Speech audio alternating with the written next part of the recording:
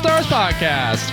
I am Menace, one of your hosts, and I'm here with the newest MoxStar Rampage. What's up, buddy? Bringing the energy right away. This is the MoxStars podcast, the #1 podcast on the internet for Magic the Gathering and Dr. Pepper. If you'd like to support the show, you can find us on YouTube, where you can like, subscribe, and ring that bell for more notifications.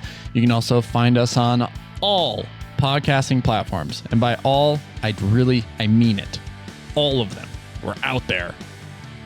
Leave us a 5-star review. Make us look super duper cool. Help new people find the show. And also direct some attention to last week's episode, which nobody in all of CEDH wants to acknowledge how absolutely botched the Top Deck Invitational was. We reported on it. We had someone on the inside, and check it out. Hear the story. Figure out what happened, why no one's talking about it. And you can also support us on Patreon, where you can become an official Pepperhead. For $3 a month, you can have your name turned Dr. Pepperhead and join the Discord, or on the Discord server. Make sure you join the Discord server. Jump in there to see when we're online playing Magic or just theory crafting new decks. And actually, that's where I want to open the show at today, because last week we got on the Discord server. We were playing Magic, and Rampage and I were sitting here talking about deck building. And on the show in the past, I have acknowledged this concept called soul cards, or like building a deck and using soul cards as the foundation for the deck.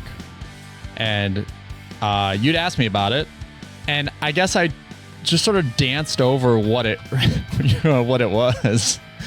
But soul cards are incredibly important to the concept of a deck, right? You can pick a commander. You can have any commander that you want, right? Like, let's go to Moxfield and look at any of the commanders that I've built. Look at all the colors. But ultimately, a soul card is something that the entire deck functions around outside of the commander. So when the commander is not present because it gets blasted to the zone 1,000 times and you don't have the mana to continue paying for it, your deck needs to be able to function outside of, your commander. There are a lot of builds out there that don't work without the commander. And that's not the kind of style of deck building that I like to do. It just doesn't really make sense, because everything leading up to casting your commander needs to sort of be leading towards where you want to go, have meaning, be meaningful, not just generating mana or whatever. So soul cards are, and to take it a step further, my personal flavor of soul cards is actually standard legal, something that's standard legal.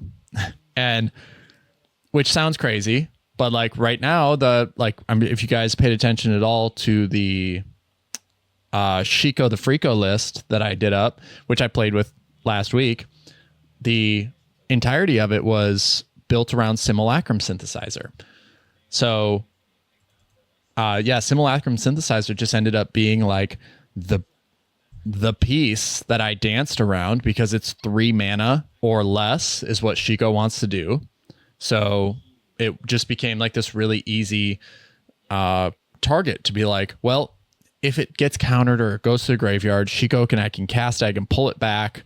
I can then find ways to create tokens of it. And then creating more constructs, which when you get and you build the whole deck around artifacts, including things like Oswald Fiddlebender, and because the whole standard deck with Simulacrum Synthesizer is Repurposing Bay is this. So that soul card just led me to so many different lines that were already being practiced in constructed decks. But as we know, in Commander, it being a singleton format and having access to all of the cards in all of Magic, there are a lot of different avenues. And so a lot of decks want redundancy, where like this deck, the redundancy actually comes from the commander, because if the Simulacrum synthesizer goes away, there's no second Simulacrum synthesizer out there. If anything, the redundancy for that is what, Urza Saga? I'm not playing Urza, so it's really hard to like then generate new constructs, if that makes sense. So I started using Simulacrum synthesizer, and this deck was again a project for a buddy of mine, and then I've always loved Oltec Matter Weaver, and so then that became sort of a really cool card in the deck. And then I started finding cards like Saheeli, the Sun's Brilliance. So really, all I really want to say about soul cards is that, like, for this deck to pick synthesizer led me down a whole lot of different avenues to create redundancy in a singleton format via constructed deck principles and concepts. That's how I build it. But there are 1,000 ways to do it. You can just also put good cards that are with the commander in conjunction with it. So since I like artifacts with mana value 3 or less, or mana value 3 or more, because of the synthesizer, I can play like Twinning Staff, which is just really, really good with Shiko. So I hope that, like, Rampage, that sort of like answer the question in ways. Yes, I think you did a great job. I think the hardest part I was trying to understand about soul cards is not every deck has them. Correct. How many decks do you have built right now? Let's see. I don't put my decks in folders on Moxfield, and I'm probably a psychopath for not doing that. But I would say somewhere near like 40 or 50. Holy cats. How many do you have like built in a deck box? Whether it's proxy or real cards? I think I have 6 right now. And do all 6 of those have soul cards? Yes. Would you say, how many of those are commander centric? I don't know. That's funny because, like, when I was playing, like, for example, Indoraptor, like, that deck, I was playing it at MagicCon, and someone was watching over my shoulder, and they're like, do you ever cast Indoraptor? I was like, I have complete control of the game, like, because my deck just functions well. Why would I need that? Because there's almost 3 categories, right? There's decks that revolve around the commander. That's what you want to do. That's what the cards in your deck support. So like I have a Zada list. Mm-hmm. Zada, once you target Zada with something, you copy it for every other thing you could have targeted. That's all that deck wants to do, is make dudes and cast stuff that targets Zada. There's no soul in that. There's not really a soul card that you would attribute to that strategy because it's so commander centric. Yeah. The strategy is completely based around Zada. And then like that doesn't open up for soul cards, I thought. The others is if you're in a tribe, you're doing a kindred build. Again, not really room for soul cards, right? You want an elf deck? Well, you're going to play a lot of elves. It kind of takes away that decision making, that agency you have, where you're either making sacrifices because now you're including a soul card that's not an elf, where you want to just keep it elf focused. So the third category would be the decks that just want to do stuff. You don't have like a precon. Well, I'm just thinking like Shiko. Right? Yeah. You are content if, like you said, controlling the board, you're accruing value, everything's synergizing and getting you value turn after turn. You're accumulating it, you're outpacing your opponents, and eventually that's what's gonna win you the game. Right. But if the deck was different, if it was more competitive, closer to C or higher power, right? You wouldn't want to like dirtle and rely on synergy pieces. You would want to play just the powerful stuff and try to win. Soul be damned. Yes. Yeah, like that's a really good point. I think those three categories all qualify for that because if I did want to turn Shiko into something that was competitive or wanted to climb into that fifth tier, I think ultimately is the problem that I have with CEDH right now is that the pool of cards is very, very small. Like if you want to be competitive, because as soon as you start playing red, you have staples in red. As soon as you start playing blue, you need the whole interaction suite from blue. And then as soon as you plug in the white, it's like, all right, now my card advantage, my stacks pieces, all of these things are going to now start coming into play. And how many slots do I have for synergy with the commander after a certain point? Like Shiko does a really great job of reanimating an Underworld Breach. That's also really strong. Like that it's incredibly strong. So like the ceiling for those decks gets way higher and you start losing that flavor. It was something that I had struggled with entering CDH when I was like playing Zakama, was like, I want flavor. I want my deck to be representative of me. I'm a competitor. Yes. And I still want like the way that I compete to be recognized. Whether or not it like wins me a lot of games, I don't care. But if I win one here and there through the strategy that I implemented and can get better at recognizing windows and stuff like that, that's how I want to play rather than just accepting blue farm into my heart. I just can't. I'm not a heathen. I can't do it. Can't do it. Like, I just can't. This is personal quandary.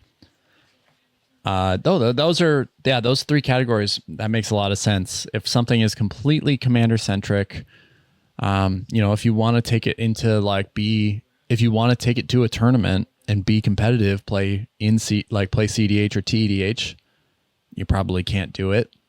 What was the other one? Oh, like Kindred decks. Yep. That one's tough because they're almost the whole deck almost has to be soul at that point, right? Like it's a weird Kindred. Yeah, like Dragon. I don't know if that has soul cards. Nope, there's no soul in any dragon deck. Not that I've seen. There's. What about Willie's budget Roxanne deck? Well, we also just got done talking about Shiko. Shiko is a dragon deck. Yeah, it like it's a dragon deck. Really, I've just been building decks that can like shoehorn Mox Jasper in there so I can try to increase its value. Pretty much my whole purpose. But yeah, like soul cards, like you get like these don't have to be competitive decks, but they can be incredibly powerful. Like right now, the next soul card that I've selected for myself, like to build around, and I still don't have a commander for it, is Monstrous Vortex. Do you know what that is? Nope. Giving it a search right now. So it is from Modern Horizons 3. It is an uncommon enchantment. So perfect for you and I to build around because it's an uncommon from us that just got tucked into some bulk. It's 3 and a green that says whenever you cast a creature spell with power 5 or greater, discover X, where X is that spell's mana value. So, yeah, if your entire deck is power 5 or greater, congratulations, you've just played. Well, like mostly creatures or whatever. I know you're going to have some non-creatures, but you could theoretically roll your entire deck off of a single cast after landing a Monstrous Vortex. Just saying. Oh, I didn't even notice that. Yeah, you can have some like pretty low to the ground. Like there's some dinosaurs lately in green that are like 5/4s for 2 or 3 mana or 3 mana. Yeah. And then there's the elf that's 3 green pips. That's a 5/4. It's like, yeah, if you played mono green elves even or whatever, yeah, Monstrous Vortex could yeah, roll through your whole deck if you're just playing big old fatties. Well, I guess it's Discover X, where X is that spell's mana value. It is narrow. Like, to get the whole library, it's narrow. It's hard to do. But if the perfect storm happens, it could work out. So I think it's a really fun build around because it requires a lot of thought. And when it comes down, it doesn't set off any alarms. Sure. You know. What is the Emoti? The 5 mana commander that cares about the cost of spells. Emoti, Celebrant of Bounty. Yeah, this is the brawl deck that everyone loves. Spells you cast with converted mana cost 6 or greater have Cascade. Yep. But specifically, Monstrous Vortex cares about creature spells with power 5 or greater. Oh. So mana value be damned, but then it reflects the power, and it says power 5 or greater, and then you discover X, where X is the spell's mana value. So if you play one of those elves, if you play one of those elves for 3 mana, like, yes, it does trigger the 5 or greater, but then you're only discovering 3 because of that limitation. So you're likely not going to hit something else. But, if you are big old stinker going for a Cultivator Colossus or whatever, you're gonna discover for like 8, and then you're, or 7 or whatever it is, and then just roll down. So because you can cast. The thing is that with Discover, you can cast the same mana value. So if everything's a chonker, then there's a pretty decent chance that you get 3, 4, 5 casts out of it. That just really breaks parity. So fun stuff. Yeah, I love the card. It's something that I'm trying to theory craft and brainstorm around. But it's like Kogla becomes a really great piece for that, and I wonder if you could build it in a way where every card in the deck had the same mana value besides the Monstrous Vortex. And then the thing was I was looking at doing it in mono green, but then it's like, well, there are no mono green tutors. Like, there's no, like, you would have to use like Ring of 3 Wishes to go get it. So sure, because you're not in white, right? You couldn't Enlighten Tutor this. Yeah, you couldn't. Yeah, you couldn't Sterling Grove it. You couldn't Enlighten Tutor it. You couldn't do anything like that. So it has its limitations. It does require a bit of, but it has all of the makings of a perfect soul card. Just a perfect build around. And then it's just now finding the commander that works with it. So, yeah, exciting stuff. Those are soul cards. Do you have any, Rampage? Do you have any soul cards that you've been big into, or have any decks built around that make your decks unique? Yeah, I think I'm doing the same thing you're doing with Monstrous Vortex. There was a card from Modern Horizons, and the name escapes me. Metastatic Evangel. Oh, I love that card.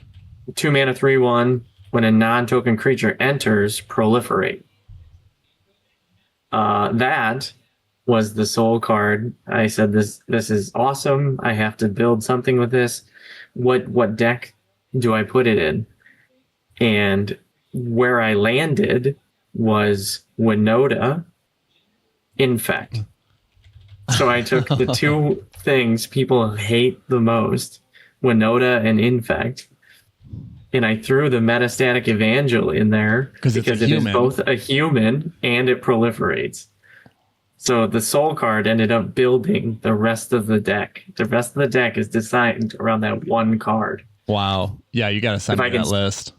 If I can stick it, it doesn't matter. I'm happy because it's entered, and chances are I got a few Winota triggers behind it yet, and I have some more things entering to proliferate. Hell yeah. So yes, Wow. taking the soul Skrelv is cards crazy in and- this. Yes, that's in there. I just updated it with a plankton.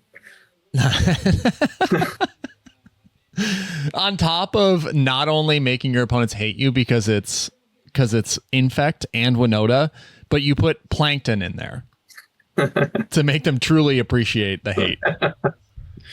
Hate and appreciate. No, that's spicy. I like that a lot. That's gonna be a disgusting deck.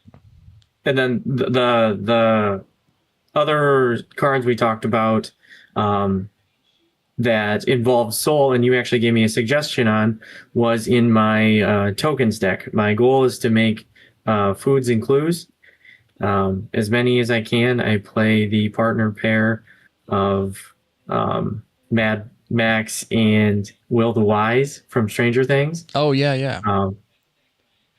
The cards I really focus on in that deck are Reprocess and Malevolent Witch Kite, things that say when they enter or you cast them, sack as much stuff as you want and draw that many cards, because that's all I want to do. I want to accrue these clues in these foods like a massive junk pile and then sacrifice it all to draw a fresh hand. Those are definitely the soul cards of that deck. That is all I want to do, is draw cards after sacrificing garbage.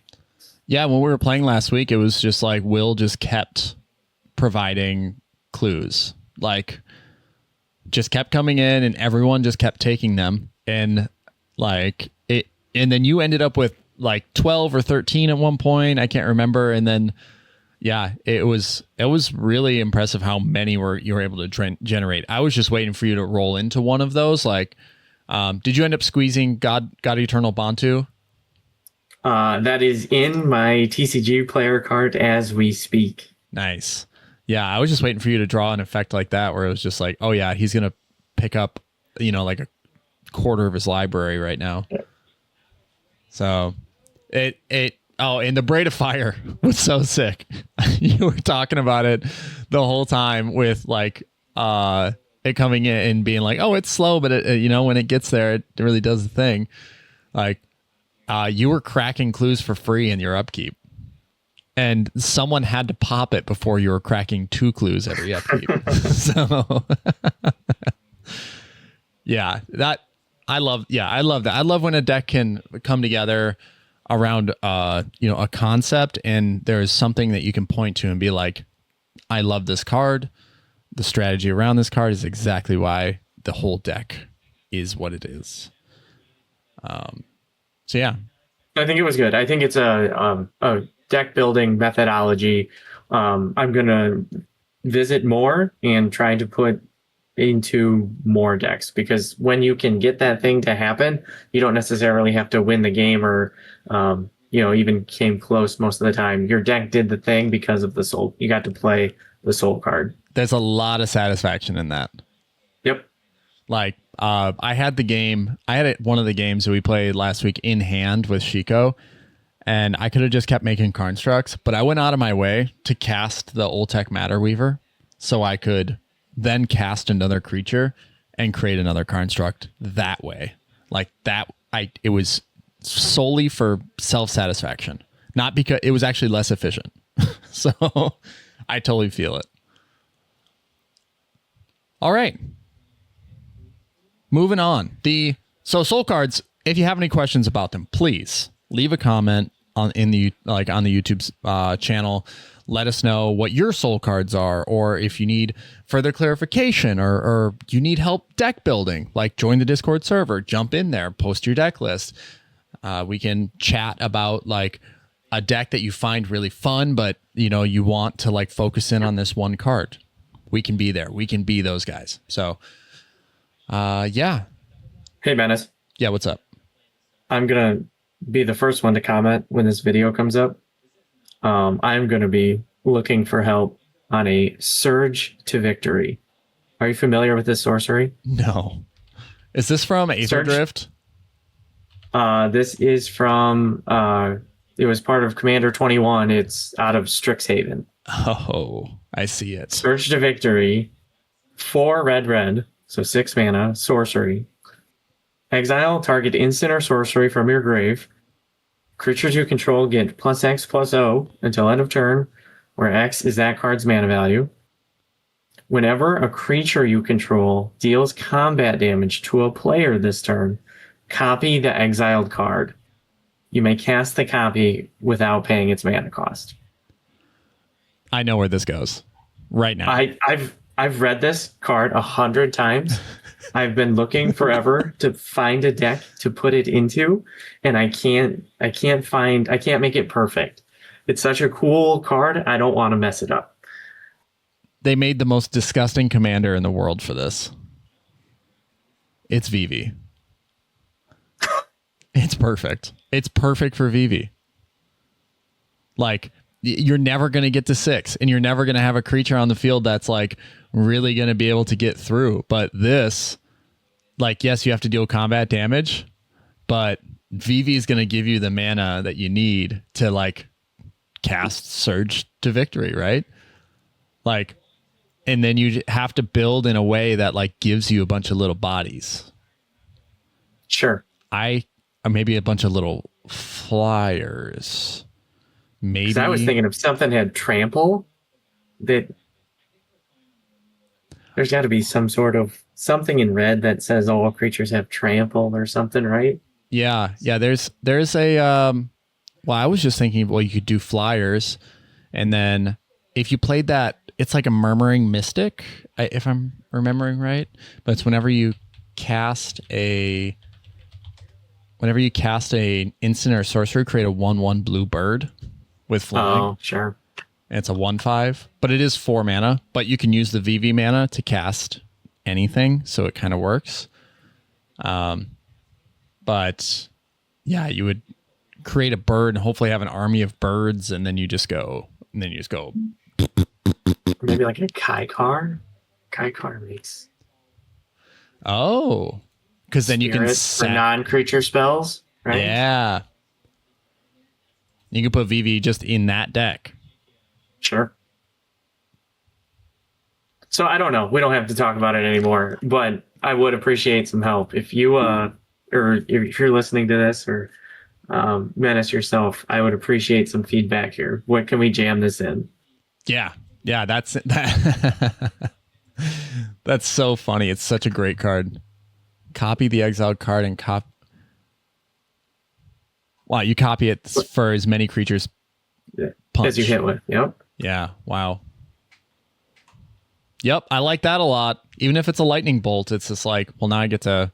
It's +1/+0, but I punch you with 8 creatures, so I get 8 lightning bolts. Yep. Wow. That's good. All right. Today, we came into the episode with a little bit of a plan.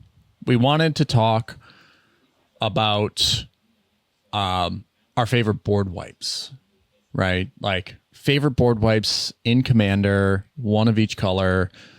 And it gets really hard when you look at green because there's not a whole lot. But then Rampage actually brought something up to me. I was just like, is there anything else that you want to talk about? And you said, why don't they print more of X type of card into sets? Like, you know how like in every set there is a board wipe with set mechanic. There is a blah blah this with set mechanic. And so the first one, Rampage, what you were I'll let you steer the ship if you'd like. I just don't understand why we're not wheeling more. As a commander player, I feel like for wheels you have 3 options, 4 options. Why wouldn't Wizards want to introduce more wheels? Get more people discarding their hand, filling up their graves, drawing cards. They can make them expensive. As Mena said, they can make them specific to the set mechanic so they're not overly powerful. I'm not asking for broken cards or really good cards. I just think wheeling is better for the game in general. Yeah. And I'm shocked we don't see it more. There's got to be a reason, but for the life of me, I cannot figure out why. There's always in every set the 2-mana red spell that says, as an additional cost to cast this, you may discard a card. And when you do, sure, you can draw sacrifice an artifact. Yeah. Yeah, or something like that. And that, even in black, they've had a couple cards that allow you to sacrifice a creature, sacrifice an artifact, draw a card, lose a life, or something along those lines. So like there are not many cards that have been printed recently. On screen right now I have Brass's Tunnel Grinder. Like, and this, I'm not sure if that's exactly what you meant in like, are we getting enough of this type of wheel where it's just the player? It's close.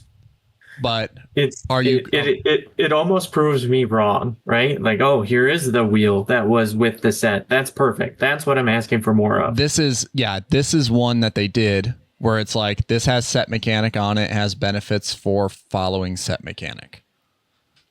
Right? Like it actually instigates itself. It's like self-feeding because you discard, hopefully you descend off the discard, and then you get card advantage off of it. But notably, this is not an instant or sorcery, so it's really hard to, like, I guess that's almost like a safeguard in a way for Wizards of the Coast to protect the larger formats, because once you make another instant or sorcery, like we do see things like, from Zendikar Rising, what is that card? It's an MDFC land. I can't remember what it is, but it is you discard your hand and then draw that many +1. Oh, the Valakut Awakening. Yes, but I think it's you put them on the bottom of your library. Yeah, definitely. So it doesn't feed the grave, right? You put the cards on the bottom of the library, so it doesn't feed the grave. So I would say there are plenty of safeguards. And this is like Valakut Awakening is almost set mechanic. It's almost wheel with set mechanic because it's an MDFC, but it's not. The thing I think that they're scared of, which they're scared of all the wrong things when they're in R&D. Because how did VV ever get through? How did a bunch of stuff has gotten through lately, but we're not getting any more like symmetrical wheels, like, and maybe it's because of Narset. Maybe like they're like, Narset part of Veils exists. We don't want feel bads at the commander table, blah this, blah that. But I think you're right, like where it would be nice to get some more wheel that, like, I would like one more wheel that here's another crazy thought. You have one in every color, like Dark Deal. I think that's Dark Deal, where it's like each player discards all their cards in their hand, then draws that many -1. So in theory, this is a like each opponent loses one card in their hand, but they lose a lot of cards and then they draw and see new cards. I would like to see one in green. I'd like to see one in white. We have one in red. We have one in blue and black. But, if we could get a green and a white, like Secret Rendezvous, if you're thinking out there, you're like, I know there's one out there, Secret Rendezvous. No, it's not. Rendezvous. If you're wondering, there we go. On screen, I don't know how to spell Secret Rendezvous. But you and target opponent each draw 3 cards. That's not it. That's not what we're talking about. But I'd like to see. Maybe my opinion's a little biased because in Commander, I like games to end. If we're playing casual, I hate board wipes, which we'll get into here in a second. That don't do anything. They just wipe the board. They just slow the game down. Wheels only speed that up. People get fresh cards. They can get the perfect new 7 or 6, however many they drew, and they can win. The game can be over. We shuffle up. We play another one. Yes. So anything that promotes a faster or gameplay like a wheel, I'm for. I am so pro. Yeah, I'm on the same page because even if it's casual, like ultimately like the soul card discussion sort of like bleeds into this with like shuffling up and playing again. You have to build a deck that's good enough to enact the soul card strategy in order to be content, right? Because if you just say, I'm going to build this card and build around it, but the deck's sort of like a steaming pile of junk around it, then you're never going to see it. You're always going to be upset playing the deck and you're always going to tear it apart. Anyway, yes, shuffle up and play a new one for the love of God. There's no sense in like pulling your punches to extend the game. And card selection with board wipes is important too. Armageddon doesn't do a whole lot. Either does, Wrath of God or Damnation. Like, you'll see, none of those make my favorite, are in my list of favorite board wipes. So yeah, I do think that while they are, in every set, there are cards that are predictable to say that like, do this with this set mechanic. Like, I would like to see some more. It's not to necessarily speed the game up, but to give certain colors card draw options where they are lacking otherwise. That's my piece. Yep. We solved two problems at once. Yep, exactly. All right. Board wipe time. In the game of Magic, we all know this. We all know there are board wipes, and they can save a game or break a game. Just we talked about board wipes slowing down the game. They can be detrimental to the experience, but they can also be a massive relief to the table as well. So I'm going to go through my 5 favorite board wipes in one in each color, and just kind of like break down why I like them, why I think they're better for your deck than you realize. And I think I want to start with white, a color, and I think you know exactly what this board wipe is. It's in every single deck I play that has white in it. But this is one of those cards that, when it was printed, became an insta staple for me. It's Final Showdown. Not very often do you see a board wipe be an instant. And so Final Showdown is 1 white mana, and then it has Spree, so you can pay additional costs. You can pay 1 additional mana to have all creatures lose all abilities until end of turn. That's really good. You can pay another 1. Choose a creature you control. It gains indestructible until end of turn. Protection. Or you can pay 3 and 2 white to destroy all creatures. So for 6 mana at instant speed, you can destroy all creatures. That meets the requirements of a board wipe. But if you paid 7 mana, you can choose a creature you control. It gains indestructible until end of turn. Sick. You get to keep your best thing. Probably your commander, but the thing that is going to like let you get off the ground faster on your following turn, because you're probably holding this until the player before you, like their end step. And then if you pay the full 8 mana, you can have all creatures lose all abilities until end of turn, which means that any creature that dies, any death triggers, any aristocrat decks are not going to get their bonuses. So it's all in one.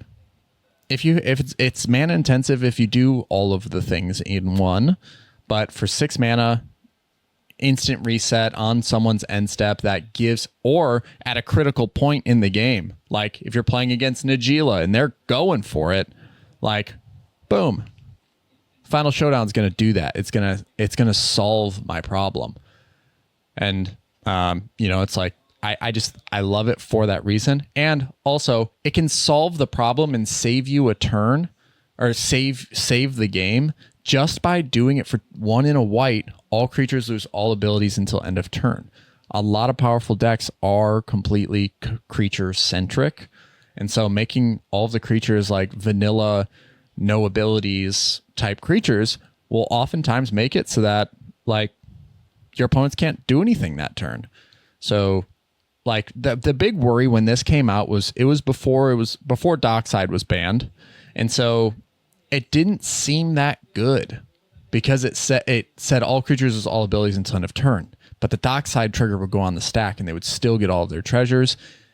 Even with it, you know, like it was impossible to stop an ETB trigger. So Final Showdown didn't look that good. It was like, it's for casuals. It's not. It's not for casuals. This is one of the best cards they've printed in white in a long, long, long time. Not only does it do that, but it can also protect your win condition by giving a creature you control indestructible until end of turn. So I play this in Shalai and Halar. That's my CDH deck of choice, and it has won me so many games. When I run into it, most of the time, it saves the game, protects my piece, or is that safety valve to keep the game rolling in my favor. Rampage, any thoughts on Final Showdown? It's a great piece. The going rate seems to be 5 mana for these board wipes, so 1 mana for instant speed. Makes perfect sense to me. Yeah. And like, if you want to go out there and you want to get a copy, it looks like on TCG Player right now, they're like $4. So, yes, please. $4. I will take it all day. Yeah.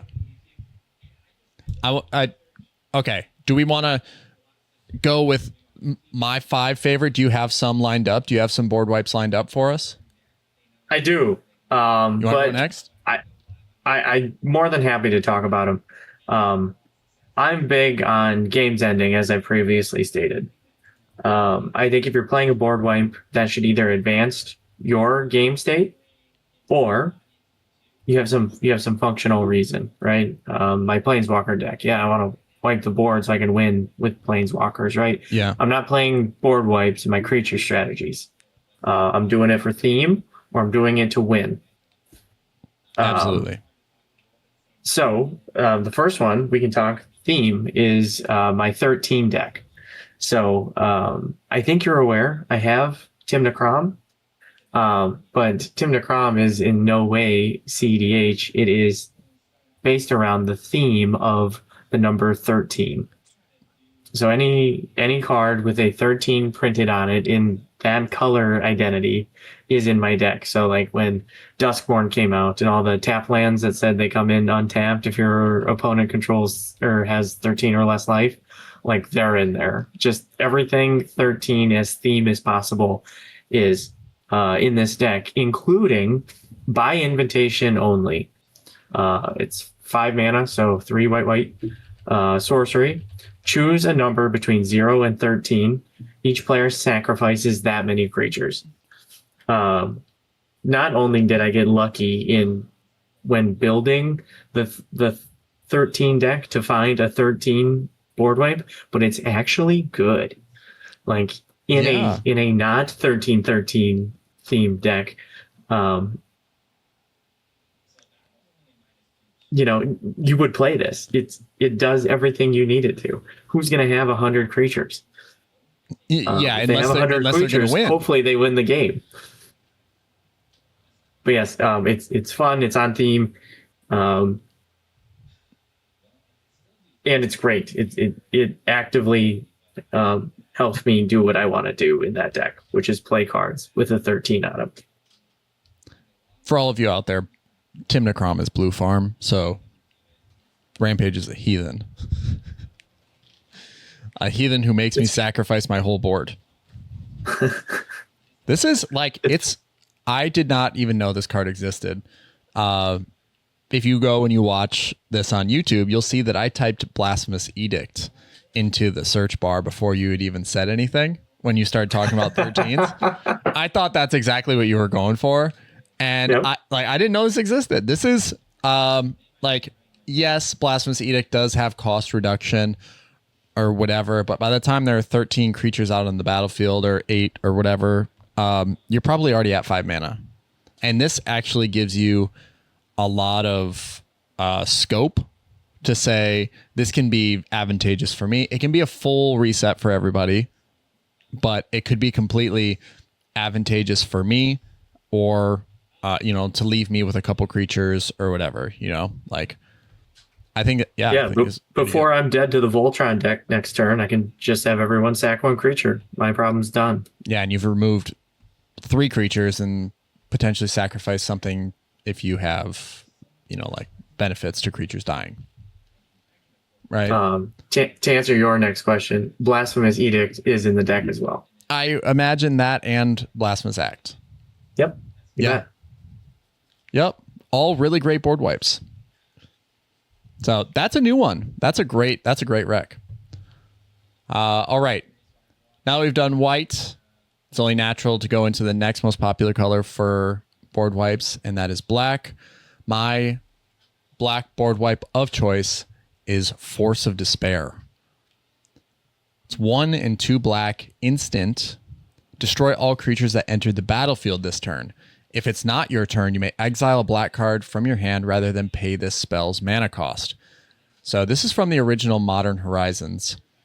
And it has a very famous artist's artwork on it. Let me switch to the Secret Lair Showdown. We don't talk about that guy. But Force of Despair has saved more games than I can count. It does, like, when people are exploding, going off, and you want to be the other 2 players, like someone's going off, they're popping off, and they're swarming the field, they're going to end the game, and they go to enter combat, and you go, I don't think so. And Force of Despair, wipe their whole board, all the effort they put in that turn. Those other 2 players are going to love you. And that it just does so much. It's very targeted, but it still qualifies, I think, as a board wipe. It can kill specifically one thing, but it can also kill an infinite number of creatures in the right moment. So I just noticed that it's an instant. I'm finding a recurring theme with my board wipes. I like instant speed. But this was one that came out, and right now it's $3, $2.50 even. And there's actually the SpongeBob variant. I totally forgot about this. It's Squidward looking through the blinds at SpongeBob and Patrick running, like having a good time. I didn't even realize that was a thing. But yeah, I would play that card. I would play that version a lot. If you have never played it before, it's worth it every time. Now, there are moments where this is the crux of the card. There are times when your opponents are going to have things that have been sitting on the battlefield for a while that, unfortunately, this card doesn't let you do anything about it. But it does allow you to be reactive. Like, it does allow you to see something you don't like that someone just played, and as long as you believe you're making the right decision, Force of Despair will allow you to stick your finger in there and say, no, sir, that's not going to happen. So, yeah, Force of Despair, really awesome board wipe, and if you've been playing it, you know how good it is. All right, Rampage, you're up. Just a quick comment on the Force of Despair. So having learned about this card and I understood that Force of Negation and Force of Vigor existed, I said, oh, these must be in a cycle. I should do some searching and find out what the other Force of cards are. It might be good. And you can imagine my dismay finding Force of Virtue and what was the other one? The Force of Red. Oh, Force of Rage. Yeah. So I can either make 2/3/1 red elemental creature tokens or have all creatures get +1/+1. Dang it. I was hoping there would be some more sleeper picks in the Force ofs. Yeah, Force of Rage is like, it's definitely for like constructed or even for limited, like draft. Yep. How it would be, I can see how that'd be good. Because it's 6 damage. Man, if you do it on someone else, if you do Force of Rage on someone else's turn, you have to sacrifice those tokens at the beginning of your next upkeep. So you never get them. You never get to attack with them. That might be one of the worst. That is so awful. But Force of Virtue, on the other hand. Okay, yeah, talk us into this. I could see it being valuable in the right deck. So like Okinekahau, Sovereign Okinekahau from Lost Caverns of Ixalan would love to drop this on the end step. So Sovereign Okinekahau, let me see if I spelled it right. I did.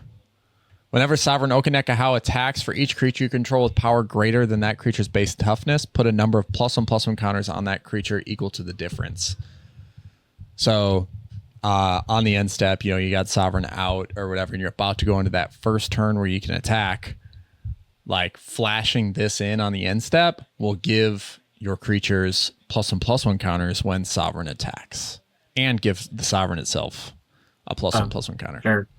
Very narrow, I know, but it's the first thing that came to my head. Yep, could be a soul card for someone. This could be. Could be. And that's the deck they want to put it in. Yeah. All the Force of cards. Yeah. Okay, we might run out of time here. My black board wipe, Phyresis Outbreak, 2 and a black, sorcery. Each opponent gets a poison counter. Then each creature your opponents control get -1/-1 till end of turn for each poison counter its controller has. I'm going to sound like the worst person ever. People who don't know me. My other Infect deck is Otrimi, the Ever Playful, the Mutate. Yeah. So I can mutate a 6/6 trample onto something with Infect and try to win the game. Sultai Voltron. And Phyresis Outbreak does everything I need it to do at every point in the game. If it's a late game, chances are there's already some poison counters on folks. I need their creatures off the board. I got a 6/6. This is going to be fine for me.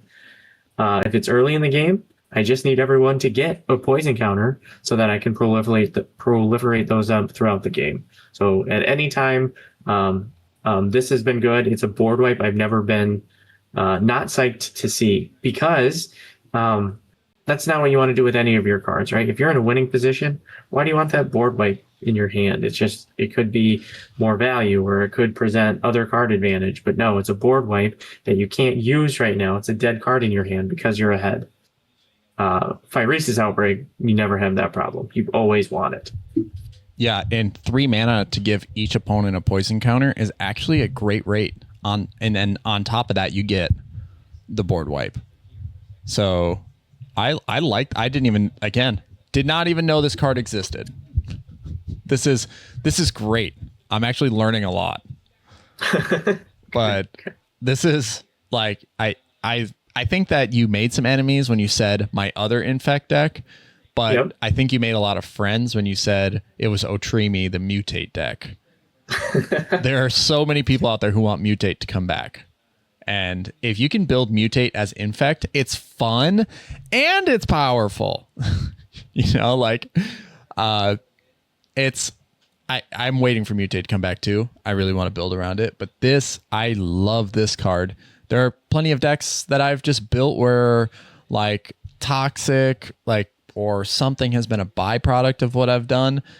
And so honestly, 3 mana each creature you control, so it's completely asymmetrical, where it's none of your stuff gets touched. Very, very likely, correct. Yeah. But, it's just like, yeah, all of your opponent's creatures get the minus. I think it's excellent board wipe. Mine are way more generic. I'm sorry, people. Rampage coming in here with these clutch picks. No, I think you get points for the Force of Despair. I know exactly what it does. I have a deck I play it in. I've never considered it a board wipe, and it definitely is. Yeah. I've always thought of it more as spot removal, and if you get something else out of it, great. Yeah. But thinking of it as a board wipe for 12 1/1s, They just created out of nowhere. Perfect. This is wonderful. Yep. Like every time Rollin wants to like go off with his Marin deck and he like reanimates a ton of stuff. Reset. So all right. My favorite in blue, going on to blue now, is Wave Goodbye.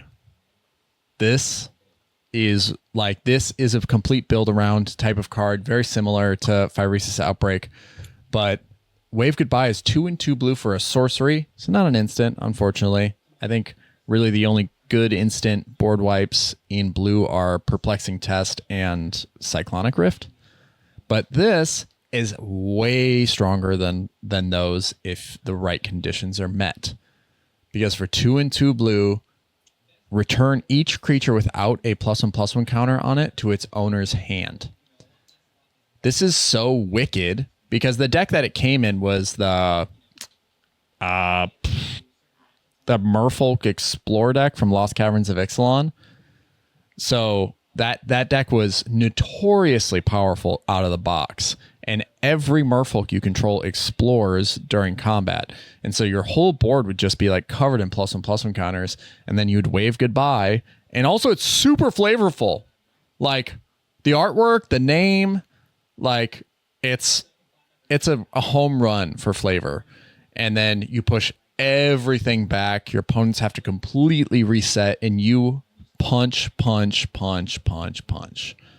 So it is assuming that your creatures are bigger than their base, which means that they're, like they're a little bit, they're strong. And then also sort of assumes that your opponents don't have +1/+1 counters on it. So there are times when I've played it where it has like backfired a little bit, where it's like, oh, they got to keep 1 or 2 creatures because they had +1/+1 counters on them, or were able to give them a +1/+1 counter in the moment, like with Agatha's Soul Cauldron. But most of the time, this is a complete one-sided type board wipe where it does win you the game. Like it pushes everything back, and you look at everybody and you go, "All right, I'll swing through. Game, everyone good? I'll knock 2 players out, and then I'll knock you out next turn. When you try to reset, I'll swing out with everything." So, Wave Goodbye. I love it a lot. It's for its quirkiness too. I love how quirky it is. Yeah. Any thoughts on that? The sass Goodbye? You can tell coming from this merfolk waving goodbye. Waving goodbye to everyone. Knows exactly what they're doing. When I cast it, I do the hand motion. Bye-bye. See ya. Like I do that. If I could, I would get up from the table and I would do that whole like Austin Powers walk behind the couch. Like pretend like I'm going down the stairs. Bye. Yep. See you later. Do that whole thing. What you got in blue for us? So I came in really excited to talk about the phasing of Zhalfir. Just because it is a true blue board wipe. Kind of hard to come by. Yeah. Are you familiar with this card? I'm looking at it right now. This is from Dominaria United. Mm-hmm. Yeah, take it away. Read it. You got it on screen, right? Yeah. 2/2 blue. This is a saga, and it has read ahead. So, it can be a true board wipe if you would like it to be. But the first chapter says another target non-land permanent phases out. It can't phase in for as long as you control the phasing of Zhalfir. And that is also the second trigger, or the second chapter in the saga. And then the third chapter says destroy all creatures. For each creature destroyed this way, its controller creates a 2/2 black Phyrexian creature token. So I used to get hype about this because it was a blue card that said destroy all creatures. We don't have that. It's so rare. Mm-hmm. Wanting to abuse this and get some synergy out of it, I'm like, what can I do for a token deck in blue where I don't have other options? So I tried it in mono blue. I have a Octavia, the Living Thesis deck. Tried this out in there just because blue, needed a board wipe, thought it would be good. Never found a home. Never found a time where the 2/2 black Phyrexian creatures were better than what I already had in the position I had on the board. Then I moved it to a Shorekai deck because I'm making a ton of pilot tokens. Thought, if the game's ever getting out of control, slam this down, destroy all creatures. I'm coming out ahead on my board wipe. I'm breaking parity on what would normally be detrimental just to destroy all creatures. And eventually I cut it. I just cut it from some decks. I had high hopes for it.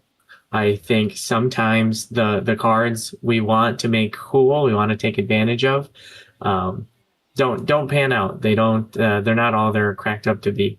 What did I miss here? Why did I think this was so good and I've just fallen on my face with it?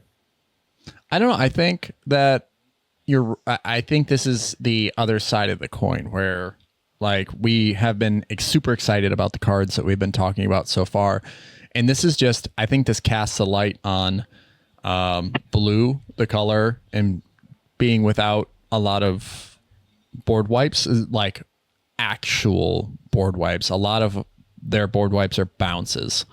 So this is a true destroy all creatures type effect. The card I'm about to talk about next does a very similar thing, but if you're not able to take advantage of, or because the scenario is always changing, I think that's why this doesn't, why it gets cut, why it doesn't necessarily work out the way you'd hope, is because when you go ahead and you board wipe, there's a chance that you are playing against a token deck. And this ends up way, way worse for you. Then it's really gross, and then it just sits in your hand because you're like, I can't cast this because it'll cost me the game. So I think that's where it crosses, where you end up cutting it, because it's like, sometimes, yes, this is awesome, and I can benefit more because I've been, sort of like controlling the game, and then I destroy all my pilots and I get a bunch of 2/2s back, and no one has the creatures that they want. They all have these, black Phyrexian creatures instead. That's where I can see the upside. But even then, you're like, well, how many creatures do they get? Do they get 8? Do I get 4? Do they get 2? I get 3. If I swing in, do they just block them and trade? That's kind of the chaos it incites, or the worry. Because if you board wiped somebody, got rid of all their creatures, and you gave them 4 2/2s that have no value to them, their whole thing will be just to throw those 2/2s back right at you. No, all you did was poke the bear 3 times. Yeah, you poked 3 bears in the process. So the other half of thought I had on this was the Final Fantasy Precon, I believe you had purchased. Oh, yeah. Is there a way that you could just destroy all creatures every turn with that? No, unfortunately. Because in the reminder text for Phasing of Zhalfir, it says sacrifice after the 3rd chapter. Yep. So once that trigger resolves, it's gone. Exactly. So once the trigger to destroy all creatures goes on, then it sacrifices. So even if you were to be like, okay, that trigger on the stack, I will remove a counter. It'll go back to 2. And then the sacrifice after the 3rd will still happen. So yeah, kind of a bummer. You can only really dance between the first 2 phases if you wanted. Just keep something phased out forever, which could also be fun, actually. Yeah, it's why Ixion from that deck is really good. I was doing that to you guys with Titus, is just moving the saga counters from Ixion somewhere else, and then every turn I would get to exile another creature on the battlefield. That was really fun. But yeah, Phasing of Zhalfir, if you are out there and you're playing it and you have a way that it works better than for everybody else, or better for you than everybody else, let us know what it is, because it is a quandary. It is a conundrum that we are currently faced. All right. going on to green. It's funny that you chose this. It's a good preemptive, or it's a good prequel to what I'm about to introduce. In green, my favorite board wipe is Rampage of the Clans. Now, we talk about board wipes for creatures. That's pretty much almost all we've been talking about exclusively. I think that board wipes exist for other non-land permanents too, like Rampage of the Clans says for 3 in a green at instant speed, destroy all artifacts and enchantments. For each permanent destroyed this way, its controller creates a 3/3 green centaur creature token. Wondering why it's good or why I like it? Let me unfurl the thoughts, the interweavings of my mind. Okay, it's one deck. It's only one deck that I love this. And I do think that this is better than people give it credit for, because the trading of, with how hard it is to target artifacts and enchantments, I would much rather be playing this as a way to just reset everyone's value pieces and give them 3/3s, face the punishment for it. Hopefully I can survive, than allow them to keep generating value through those means. So it is like a sacrifice, or a life sacrifice, that I'm like willing to make most of the time if I don't have the correct setup. But the correct setup for this is in one of my very favorite decks early on when I became a Magic player, was Marisi. Breaker of the Coil, I think is his full name. Yes, Breaker of the Coil. It is a Naya deck. 1 a red, a green, and a white. Marisi is a 5/4 that says your opponents can't cast spells during combat. Whenever a creature you control deals combat damage to a player, goad each creature that player controls. This is one of my favorite plays in all of Magic. But you control Marisi, and then during combat, after blockers have been declared, you swing out at everybody. Nobody has blockers, or you're able to use all your unblockable creatures to get through. When no blockers are declared, you cast this before damage, and you blow everybody's stuff up. And then they create a ton of centaurs. And then when damage goes through, because Marisi says that whenever a creature you control deals combat damage to them, goad each creature they control, you point all the centaurs at everybody else. They can't come back at you. And so now that you have these unblockable creatures, as many centaurs survive throughout the course of the game or whatever, you just keep poking them, and the centaurs just keep duking it out with each other, or killing each other, or killing the other players.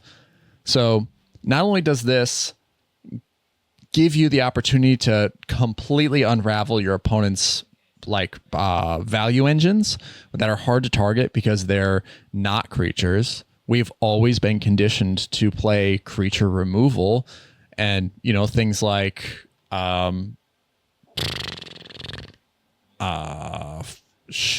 destroy target non-land permanent like type effects, or destroy target permanent effects like Beast Within or whatever, are like they're few and far between, and they're not very mana efficient, where the trade you get for this is at instant speed actually worth it. I think it I not only do I incite chaos, I invite chaos with this card. And it's really hard to find board wipes in green, like things at instant speed, or even if you're going up against a deck like the Shiko deck I built, where it's like all of the creatures are artifact creatures. Like this sucks for me because I lose all my value in 4 mana. 1 second for me. Just adding this to my TCG player card as well. Holy cats. Yeah. This does it all. Would you pay 1 more mana for a Beast Within that targeted everything? Yeah, and there's a decent chance it can hit some lands now too. Like if you're able to pop that, someone plays a late Urza Saga, someone plays artifact lands, treasure vault, something like that. And you mentioned you thinking they were creature spells. Last I checked, Esper Sentinel was an artifact. Yeah, you can get rid of value pieces like value engines. It destroys a Rhystic Study. It destroys everyone's Rhystic Studies. It destroys everyone's Smothering Tithes. Do you hate that card? Do you hate Smothering Tithe? Well, for an equal mana exchange, they get a 3/3 Centaur. And here's the thing, if you're playing with a bunch of people who are just looking to make the most educated play they can, a lot of times those Centaurs aren't going to come back your way. They're going to go towards the player playing black because they might be on Adnaz. They might be swinging them at someone who's just more of a threat because you just played Rampage of the Clans, because they don't see. Yep. You shifted who the threat was, and then you gave them the tools to deal with that threat. Exactly. So, that guy drew 3 cards with Rhystic Study. He's obviously the target now that his Rhystic Study's gone. He has more cards, the more advantage. So I'm going to punch him with these, or punch them with these Centaurs. So, in the world of magical Christmas land, I think your Rampage of Clans segues nicely into my mono green board wipe. Which is Azuri's Predation. It's 5 mana, green, so 8 total. For each creature your opponents control, make a 4/4 Phyrexian Beast token. Each of those tokens fights a different one of those creatures. So you Rampage of Clans, give them a bunch of 3/3s, cast this, make yourself a bunch of 4/4s, and kill off all the 3/3s.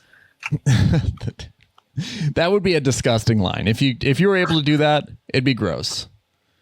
But I chose this one because I do have a deck, Nayeth from one of the original Jumpstarts, that cares about fight spells. I don't play board wipes in decks where it doesn't give me a huge advantage. This one is my only board wipe in that deck for that reason. It has the word fight on it. So not only does it act as a board wipe, which is something I want to do, making a bunch of 4/4s gives me a huge army. I also get to draw a card if my commander sees it happen. Yeah, it replaces itself. That's nice. This was a card. Azuri's Predation was, I remember... I wish I could pull up the chart of its price trajectory for the last couple of years, because a couple of years ago there was a Game Nights episode that came out, and I can't remember if it was like Josh Lee Kwai or the guest who they had on won the game with this, and it went from being a nothing burger of a card, $1, to being a $25 card overnight. And Bob's Dugout, right? Yep. Oh, we all know Bob's Dugout. I can't remember if it was Willie or it was me going down there digging through boxes, and he just had a ton of these like sitting there. And I was like, how much you want for these? They're in the quarter box. Yeah, they're a quarter. Like, sick. So like this is, I've played with this and it's good. And what it does most of the time is, completely upend the game, like in your favor. So I like this one a lot. All right, going into red, my last favorite board wipe. In red, it is delayed blast fireball. Hopefully we didn't pick the same one, because this card is awesome.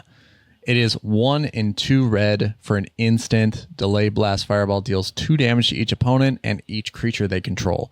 If the spell was cast from exile, it deals 5 damage to each opponent and each creature they control instead. And then it has Foretell for 4 and 2 red. During your turn, you may pay 2 colorless mana and exile this card from your hand face down. Cast it on a later turn for its Foretell cost. So if you're sitting on a boatload of mana, you can foretell it, and then literally in your opponent's next upkeep, you can blast away. So the reason that I like this card so much is there are a lot of new ways to get upside off of this.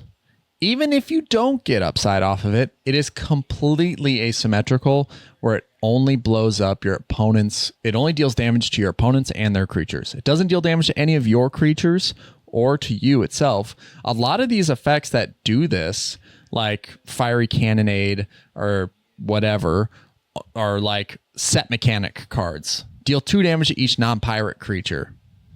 Sick, I'm playing pirate deck. I play this. So, but this is just completely like it goes in every red deck as far as I'm concerned. So maybe it's a little too generic for my taste, but there are ways to get the upside out of it without having to pay or even foretell it and casting it for 6 mana.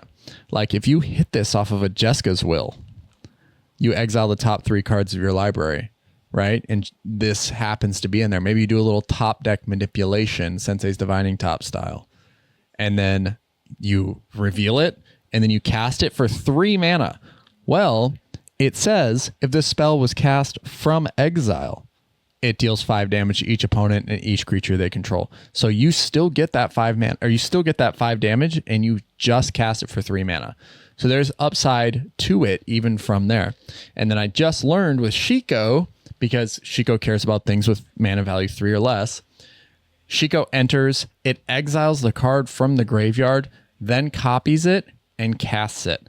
The copied card has the same qualities as the card that it, that it copied. So it is an exile. You're casting the copy from exile. You get the 5 damage for it. So you can cast it for 3 mana from your hand to get it into the graveyard, deal the 2 damage everywhere, and then cast Shiko, exile it, copy it, and get the 5 and 5, to the player and creatures they control. So it has a lot of upside, and there are a lot of ways now that you can be out there messing around with casting spells from exile in red.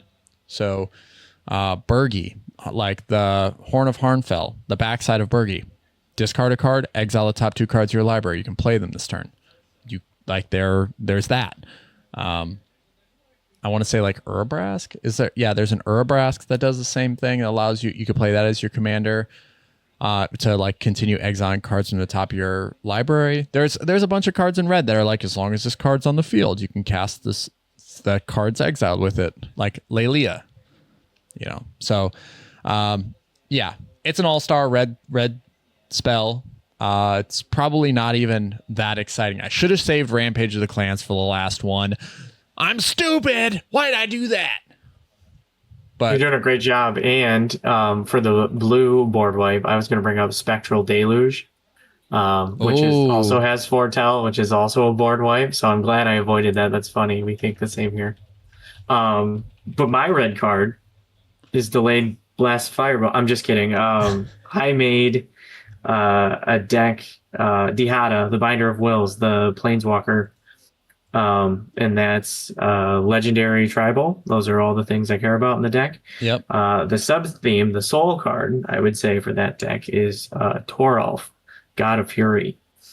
I love the effect. Whenever a creature or planeswalker an opponent controls is dealt excess non-combat damage, Toralf deals damage equal to the excess to any other target other than that opponent.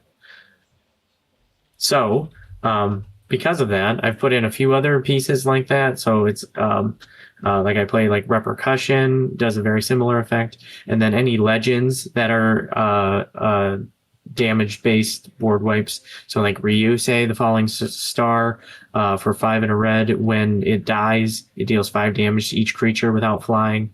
So if I can kill that with Toralf or a Repercussion on the board, it does the thing. It does exactly what I want it to do.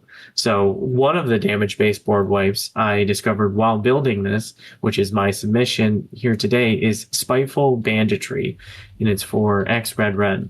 It's an enchantment, and when it enters, it deals damage equal to each creature.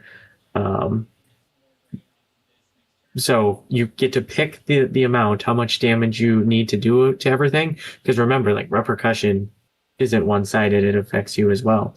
And then it has the added upside. Whenever one or more creatures your opponents control die, you create a treasure token. This ability triggers only once each turn. So not only is it a board wipe that does exactly what I wanted to do, it meshes very well with the treasure sub-theme that just exists by being a Dihada deck. That's awesome. Spiteful Banditry, make sure when you're pulling it up, the reason I picked this one was the Lord of the Rings Tales of Middle Earth version. Is it Misha Hugen art? So cool. Are you talking about the psychedelic one? Yes. Yeah. That is what I play. Oh my God. I've had so much trouble playing those cards because they're something else. I always tell my friends, when you proxy a card, just use like the regular version. Use the one everyone else can read. And then Wizards goes and prints something like this. And I'm like, well, maybe just make it look like whatever you want. Apparently it doesn't matter. These are diabolical. Like the whole design team behind the holiday, whatever alternate arts they're diabolical. They're psychopaths. So yeah, I do love Spiteful Banditry. It has gone into few, if not, well, it's always been on the fringe of my CDH Enchantress decks because it does enough, right? There's nothing saying that it doesn't do enough, because whenever one or more creatures your opponents control die, you create a treasure token. This ability triggers only once each turn. We've seen that even that limiting line of text, this ability triggers only once each turn, right? Is still, like, we see it happen and still see cards playable with that line of text. I still think this is playable. There are creatures dying all the time due to blocks or, like if you're playing a damage-based deck that's always killing something or whatever, you're always getting like something in return for your efforts. Plus, if someone's playing a sacrifice deck, or it just catches another player swings at another player, like sick. They block, great. I get a treasure off that interaction. So, yeah, I think it's a great card. Always excited to see it. Really fun to play. It's a payoff, and if I just gotta send it out early to get some value out of it, it does well there too. Yeah. You don't even need. You could have X be 0. Sure. Like, yeah, X is a couple. Okay, it makes you a treasure, helps pay for itself, and now you get some value throughout the rest of the game. Yeah, next turn you can go bigger because you have the treasure now. Yeah, I like it a lot. The only way to make it better would be make it legendary. Sure, yeah, because then you could get it back with the hottest ability. Yeah, mill it on accident. All right, we made it through. We did it. We made it through all the board wipes. All right, this is a little bit of a longer episode, but a great episode nonetheless. A great introduction for all you listeners out there to who Rampage is as a player and as a deck crafter. Yeah, throughout the whole day, like throughout the whole recording and discussion and stuff like that, it's I don't know, it was just a very refreshing discussion to have, because I guess I don't really think about board wipes all that much, but it's something we all should be playing in all of our decks. Like, yes, agreed. Do so with intention. Make sure you have a plan. I saw this on EDH Rec. It said this is the most common board wipe in these type of decks. I'm going to throw it in there. Figure out why. Are they just playing it because it's good? Or are they playing it because it synergizes, pushes them forward? That's what we should be thinking about. And I hope this discussion helps you include some of that context in your next deck building decision. Yeah, there are board wipes that have upside that give you the advantage and stuff like that. If something is just telling you to play Armageddon or not Armageddon, even I guess Armageddon's technically a board wipe in ways, but if you're just playing Damnation or whatever, just for the hell of it, like because a EDH Rec told you so, the number one thing that we can do as humans in our society is question tradition. Why? Like, just because a website that is scraping tons of data, like to give you the most commonly played cards all in one spot or whatever, you should still ask why. Don't take its word for it. Like, take it as a suggestion. Don't take it as law. Look at it and just say, hey, okay, I can build from this, or hey, I saw this card, I don't know why it's in there, now ask why. And then do a little digging, figure out why. So you can understand the deck or understand the card and how it works with your commander maybe when you go to play. So yeah, you see so many like a deck building template, right? They tell you, oh, include 3 to 4 board wipes, but they never say why. They never say what they should do or why you're including them. Typically, board wipes are bad. They hurt your own strategy as well. So, in addition to the deck building templates of 3 or 4 board wipes, there should be a Y in parentheses at the end of that. Before we go, I'm opening up EDH Rec to look at Marisi to see if Rampage of the Clans is in there. Have I done enough as a deck builder to make people believe that card belongs? You'll know you've done your job when you check back in a year, and now it's the number 1 card played in that deck. There it is. Somebody got your message through this. 6% synergy. It's like the 28th instant on the list, but people are playing it. 7% of 4,966 decks. Sick. Awesome. I did my job. All right. Well, this has been the MoxStars podcast, the number 1 podcast on the internet for Magic the Gathering and Dr. Pepper. If you'd like to support the show, you can find us on YouTube, where you can like, subscribe, and ring that bell for more notifications. You can also support us by finding us on all podcasting platforms, leaving us a 5-star review. If you are a super supporter, crazy fan of the show, and you want to go on each of those platforms and leave us a 5-star review on each of those platforms, I'm not going to stop you. That is up to you. You can do that. It would help us. It would do a ton for the algorithm. It'd be like, who are these guys getting 48 or 49 new 5-star reviews on all these separate platforms? Could you imagine what that AI, I don't know if they've made that tool yet to be able to do that, but yeah, figured bringing up AI at least once in the show is a good thing, right? Algorithm. Help. You can also support us on Patreon by becoming an official Pepperhead for $3 a month. Become an official Pepperhead. Have your name turned Dr. Pepper Red on the Discord server, and make sure to join the Discord server. Jump on there and talk to us about board wipes, baby. Any final words of wisdom for the audience, Rampage? Other than get on that Discord, no. We're trying to get some games going pretty regular. Yep. So come join us. Come hang out. Yeah. Yes, sir. If you want to play against me, Menace, or Rampage, I'm going to try to be on Mondays, but you can always shoot us a message in the Discord server to try to coordinate with us. So, all right. We're out of here. Peace.